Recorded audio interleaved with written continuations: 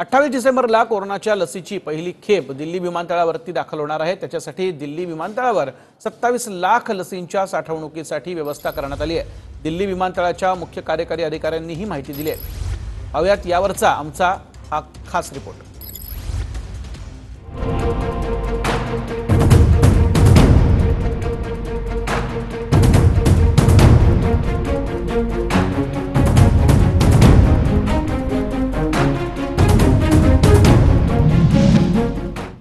हिंदुस्तान में सभी को इंतजार उस वैक्सीन का है जिससे कोरोना महामारी को मात दी जा सके।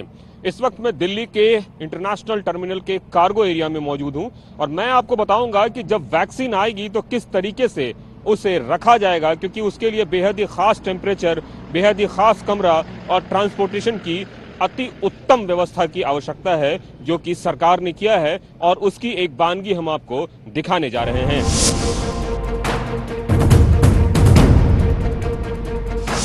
वैक्सीन लाने ले जाने के लिए डेडिकेटेड कॉरिडोर टाइप से बनाया गया है। कार्गो टर्मिनल में भी एक खास तरह का गेट होगा। उसी गेट से सारे वैक्सीन की गाड़ियां, रेफ्रिजरेटेड गाड़ियां आएंगी जाएंगी।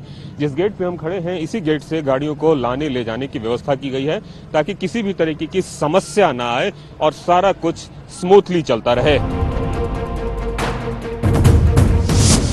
कार्गो का ये वो जगह है जहां पे सामान लाया ले जाया जाता है, लेकिन कोविड वैक्सीन को ध्यान में रखते हुए इसे अलग तरीके से बनाया गया है। हमारे सामने में जो आप देख रहे हैं, जो बंद हो रहा है शटर और ओपन हो रहा है, ये पूरा कोल्ड स्टोरेज की तरह है। इस कोल्ड स्टोरेज में -20 डिग्री तक के तापमान पे वैक्सीन को रखा जा सकता है और उसके लिए यहाँ पे पूरी व्यवस्था की गई है। दो जो शुरू के आपको डॉक नजर आ रहे हैं, उसमें वैक्सीन को रखा जाएगा और दूसरे से ले जाया जाएगा। तो एक तरीके से यहाँ पे एक बड़ा चेन बनाया गया है जिसमें कि वैक्सीन को लाया और ले जाया जाएगा और ये एक तरीके का कोल्ड स्टोरेज है।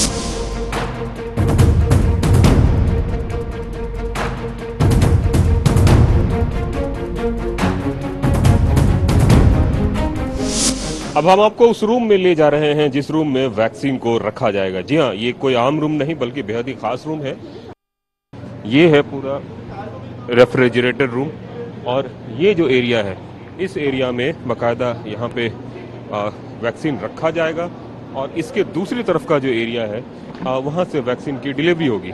ये बहुत ही अगर तापमान के हिसाब से देखें तो इसका तापमान काफ़ी अलग है और बताया ये जा रहा है कि -7 डिग्री से लेकर -20 डिग्री तक का अभी इन्होंने इंतजाम कर रखा है।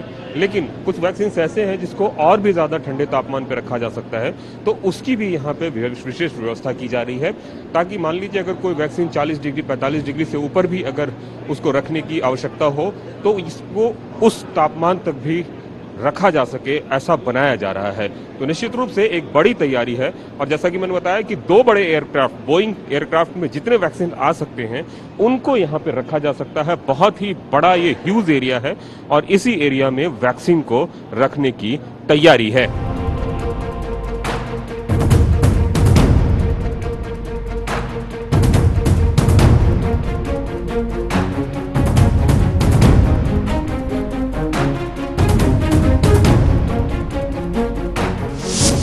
अलग अलग तापमान के लिए कमरे बनाए गए हैं। जैसे इस जगह में खड़ा हूँ, ये 15 से 25 डिग्री का है। मैं आपको दिखाना चाहूँगा, यहाँ का तापमान 15 से 25 डिग्री का है, लेकिन जैसे ही आप अंदर आते हैं उसके बाद तापमान बदल जाता है। जैसे कि अगर हम यहाँ करें तो यहाँ का तापमान 2 डिग्री से 8 डिग्री के बीच का है। यकीन मानिए बहुत ठंड लग रही है यहाँ पे, और चूंकि ये पूरा कोल्ड चेन है और ये देखिए तापमान वहाँ लिखा हुआ है 2 डिग्री से 8 डिग्री के बीच का ये टेम्परेचर है।